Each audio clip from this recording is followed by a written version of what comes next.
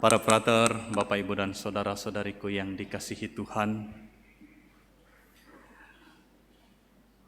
mungkin di antara kita ada yang pernah mengalami perselisihan dengan seseorang dan itu mengganjal di dalam hati. Ya. Kita mau minta maaf, dia tidak maafkan. Atau sebaliknya, dia datang minta maaf ke kita, tapi tidak kita maafkan. Bisa jadi kita pernah mengalami pengalaman seperti itu. Lalu akhirnya sampai pada suatu waktu ketika kita berdamai dengan orang itu. Ya, saya ingin tanya, bagaimana rasanya ketika sesuatu yang mengganjal lama, lalu tiba-tiba saling maaf-maafan, ya, saling memaafkan, saling mengampuni.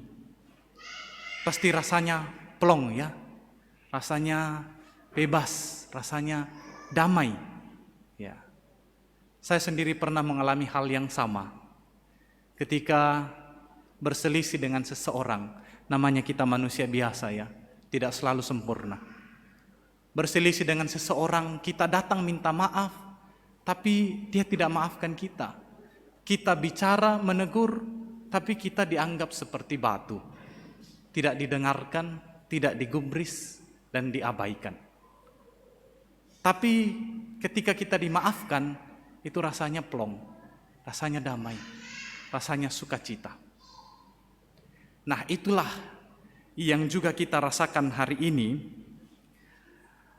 Sebuah kisah drama yang disampaikan oleh Yesus yang menampilkan 3 tokoh. Yang pertama siapa? Yang pertama kali disebut sebagai tokoh utama itulah si bungsu, ya. Lalu kemudian Bapa yang tidak kalah penting peranannya, dan kemudian si sulung. 3 tokoh ini sebenarnya mewakili karakter kita masing-masing setiap manusia. Si bungsu dikatakan dia meminta kepada bapaknya, "Ayah, berikan saya hakku." Lalu dia jual semua, dia pergi memfoya-foyakan, menghambur-hamburkan uang itu. Itu karakter pertama. Karakter kedua, bapa. Ya, sebagai seorang bapa dia akan memberikan hak anaknya. Lalu ketika anaknya pulang, dia bersikap bijaksana. Lalu karakter yang ketiga adalah si sulung, yang juga mewakili beberapa dari kita yang sulit untuk memaafkan. Saudara-saudari terkasih, perumpamaan yang diajarkan Yesus ini sangat dalam maknanya kalau kita renungkan. Saya ingin mengajak kita untuk memposisikan diri. Kita sering ada di posisi yang mana? Posisi yang pertama sebagai orang yang berdosa.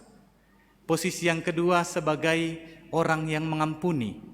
Dan posisi yang ketiga sebagai orang yang tidak suka mengampuni. Saudara-saudari, tentu kita ini adalah pendosa. Siapa sih dari antara kita yang tidak punya dosa?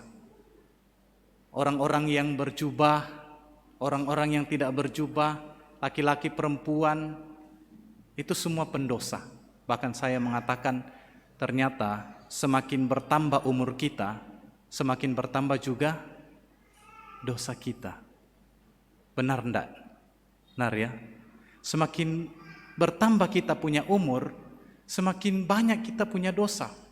Ya. Nah, siapa di antara kita yang tidak berdosa? Semua pendosa. Maka kita pernah ada di posisi si bungsu. Tapi perbedaannya adalah apakah kita pulang ke rumah Bapa atau tidak. Kemudian tokoh kedua yaitu Bapa. Siapa di antara kita yang tidak pernah berselisih dengan orang lain? Pasti pernah. Ya. Ada di antara kita yang mudah untuk memaafkan, tapi ada juga yang tidak. Ada yang seperti Bapa, mudah memaafkan kalau orang bersalah, ya. Tapi ada seperti si sulung, suka mengungkit-ungkit kesalahan. tidak mudah untuk memaafkan orang. Saudara-saudari, bacaan ini sebenarnya ingin mengingatkan kita akan Allah yang Maha Pengampun dan Pengasih. Bapa yang digambarkan dalam bacaan ini adalah Allah yang berbelas kasih, dan pendosa-pendosa itu adalah kita semua. Itu sebabnya hari ini gereja mengajak kita bersukacita. Sukacita karena apa? Karena Allah yang kita punya adalah Allah yang Maha Pengampun. Yang penting bagi kita menyadari dosa-dosa kita dan datang kembali kepadanya. Bapa, saya tidak lagi pantas disebut anak Bapa. Itu yang diharapkan Tuhan dari kita di masa Prapaskah ini. Saudara-saudari terkasih, berbahagialah karena kita memiliki Allah yang Maha Pengampun. Tuhan memberkati.